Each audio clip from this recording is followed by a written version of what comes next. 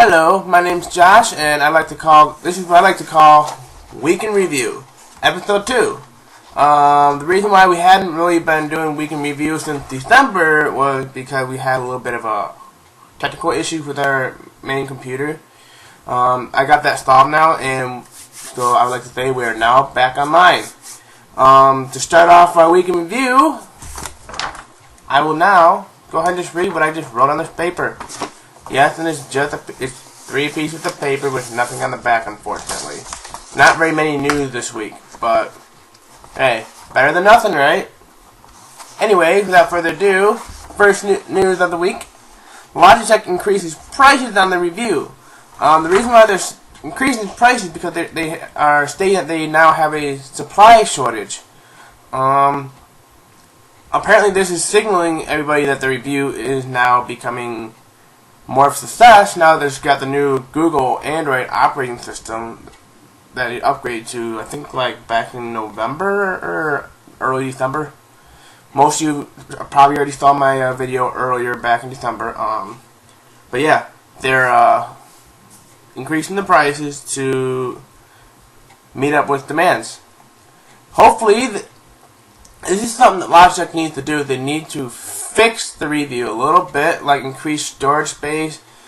Like some of the hardware in there still needs to be fixed, but it's a pretty good system for the price you pay. Also, Logitech will be upgrading is the Harmony One remote. More information to come next week, hopefully. I haven't really gotten a chance to look at it, but yeah. Next up, Apple announced that they are suing Samsung again. As always, the case is about patient rights. This is making a lot of people this was announced today that majority of Americans replied that they are starting to get tired of hearing Apple suing other companies, or other companies suing Apple, or vice versa in mixed match. I'm going to agree. I am getting tired of it. I think that CEOs and companies and stuff are starting to act like 2-year-olds, like a bunch of whiny 2-year-olds, and it needs to stop. Now, it looks like the court's starting to take control of it by declining a bunch of cases, which is really nice. I have a post somewhere in here. Yeah, it says right here, Apple's preliminary injunctions shot down by German court, which was an attempt to stop the Samsung Galaxy 10.1N. Says they're claiming that it imitates their iPad. Well, boo-hoo. I'm sorry, but this is coming from my mouth. Get over it. Suck it up. All right. Motorola, Samsung, you too. Suck it up, move on, and keep coming out with great product. I don't care who's got the same passion. I don't care who's got the same hardware. A product is a product, and if we buy it, you're getting our money. So shut up. And I'm pretty sure all of you guys agree as well. Next up on the list, Motorola disputes against Apple, thrown out of German court as well. It claimed that Apple did nothing wrong, and the lawsuit was based on patent right. Like I said before, patent rights, seriously, get over it. Also, Amazon, a few of you have been hearing rumors that Amazon might be creating a standalone video client to compete with Netflix and Blockbuster and I think Redbox. Well, yes, they did make a merger with a company, but they announced that they are not yet ready. Like it says right here, it has no intention of creating a standalone video service yet. So, hence the term yes. They might be working on getting a little bit of extra something else before they do. Prime users gets free video. I think it was like 150,000 title, which is really cool. You get next day shipping, or not, next day, yeah, you get next day $3.99 shipping, but second day free shipping, unlimited, and it's only $79 a month. I recommend you guys to get Amazon Prime because it's awesome. Next up, Spotify updates bring 320 kilobytes per second music to mobile devices, but here's the catch. You have to be a premium user to have that access speed. Otherwise, you will not be able to use 320 kilobytes per second. You'll have, well, everything lower. Also, AT&T announces that it's upgrading its upgrade feed. I'm pretty sure most of you AT&T people are not happy with it. I know I'm not happy with it because I have yet to update my AT&T phone. But to let you know, the price jumped from $18 to $36. That's double the price of what they usually do. They claim that the reason for the price increase is due to sophisticated technology advancement, which is creating it harder for them to upgrade. So this is the reason why they're changing the price.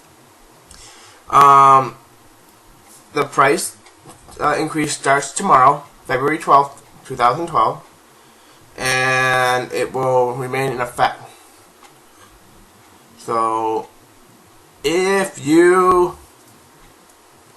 I'm going to tell you this one, if you want to pay that $18 upgrade fee and not any higher, get your phone now, tonight, before 12 a.m. Eastern Standard Time of Sunday, or else you will be paying that price.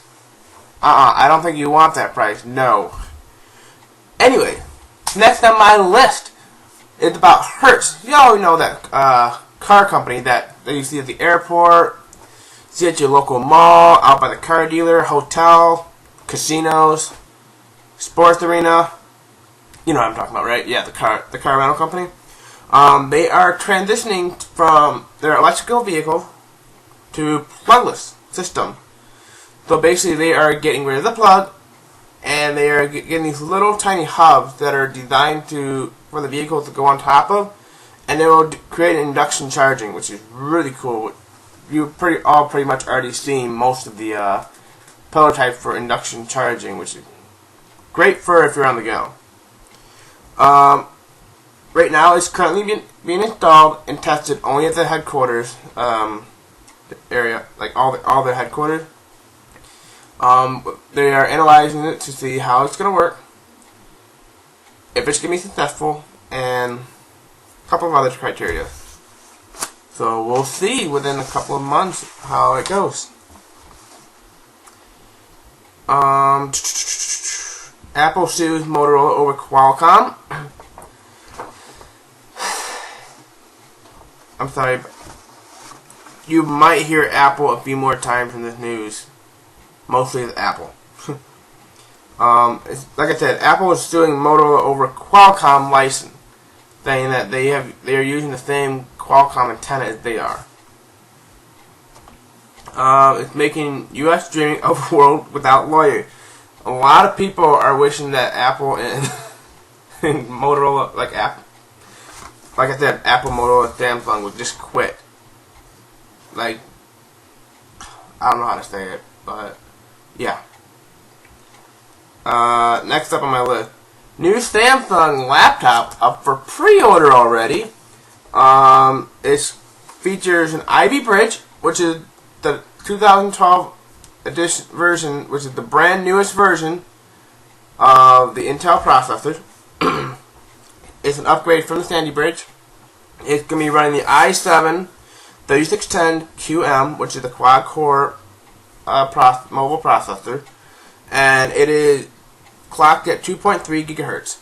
It will have a 17.3 inch display, and it costs approximately $1,700.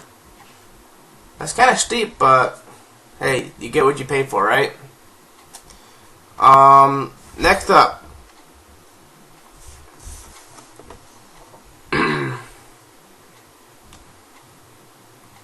what am I looking for? Oh yeah, Google ScreenWise Panel.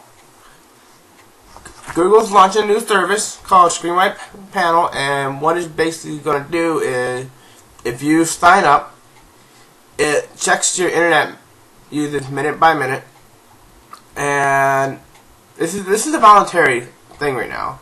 Last I checked, they are not taking any more applications, but they will be expecting more later on.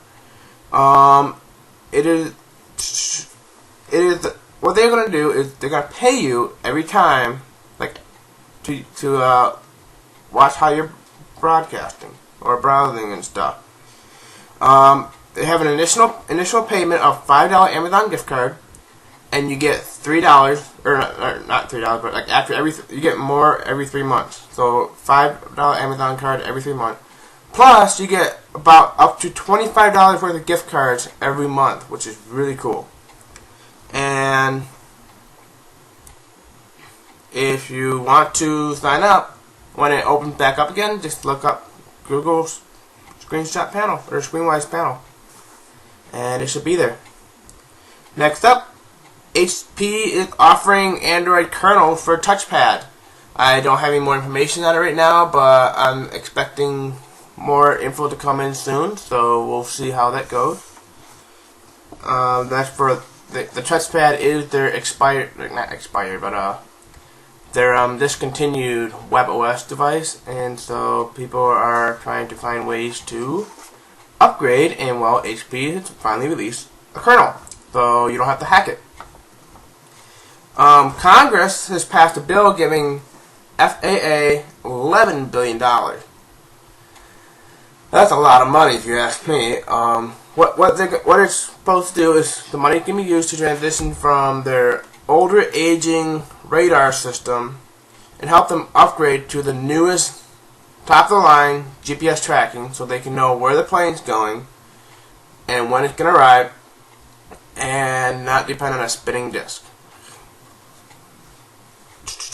Next up, Microsoft invites people to Mobile World Conference. The event starts February 29th, and they are announcing the opening of Windows 8 Consumer Review, which is basically the next thing that we're going to see, which is probably the last thing we're going to see before the official release to manufacture. Next up, Pirate Bay. There is somewhat a hint that Pirate Bay may disappear.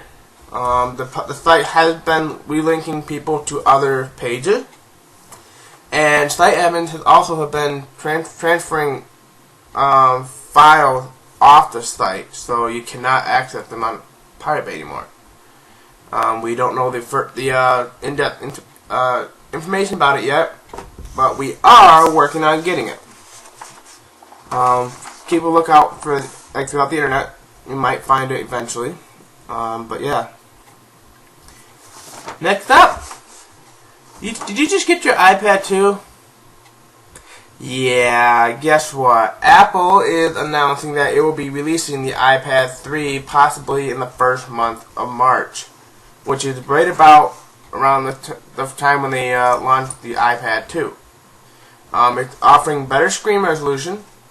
It's still going to have a dual-core CPU, and I think it's supposed to have a longer battery life. I don't remember, but yep, keep a lookout for the Apple Developers Conference, or not conference, or something like that, where they announce their product usually within 2 weeks in advance. Also up next, Google updates Chrome. If you just had an update to Chrome, you should notice 2 key features. 1, improved security. You will not be open to bugs anymore that are like literally there. You can literally see it with the old version of Chrome. I've actually saw it. Also, the best thing you can do to a web browser is increasing the speed. They have increased the speed for surfing the web on Chrome. And if that's not the best thing you've heard, guess what? You got an Android device? Well, here's the thing. Not only did Google update Chrome on desktop, but they are now adding Google Chrome to their Android devices, starting with Ice Cream Sandwich. Possibility of coming out to other devices. We won't know until they actually post it. But yeah, Google Chrome is going global. Next up, you all know about the Lumia, right? Well, Nokia Lumia is up for pre-order, the 900 series. It only comes in black and white, and last I heard, you can only get it from the Microsoft Store. And it is scheduled to be released in March. Did you just get your Nokia 800? Sorry. 720 or something like that? Okay. Well, you can always upgrade to the 900 if you want to. It will be featuring Windows Phone 7 Mango. Also, Canon announces 2 new AirPrint printers. If you have an iOS device like iPod, iPad, iPhone, when you're on a website or something, when you press a little icon, it comes up with a little menu that says print, like AirPrint. If you have a printer like me, it won't print to that. It has to have a certain software inside the printer that allows for air printing. So Canon is coming out with 2 new AirPrint printers. The model is Pixma MX512 and MX432. Yep.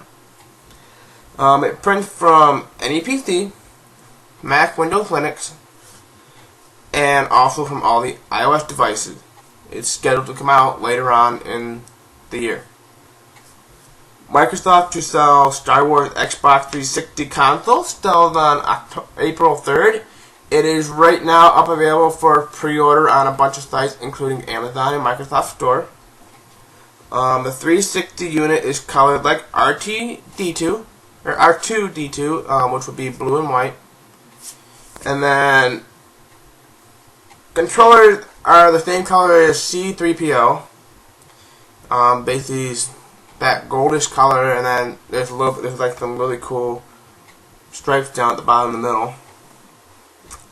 It costs roughly $449, and it comes shipped with a 320 gigabyte hard drive. I think they said it was supposed to come with Connect too. You'll see it if you attempt to buy it. Now I'm gonna say this thing that they came out with, and I wish that I waited before asking for a 360. I just got my 360 back in Christmas. That's what happens when you're in a hurry, or you want something that badly. Next up, Samsung Galaxy Note is up for pre-order.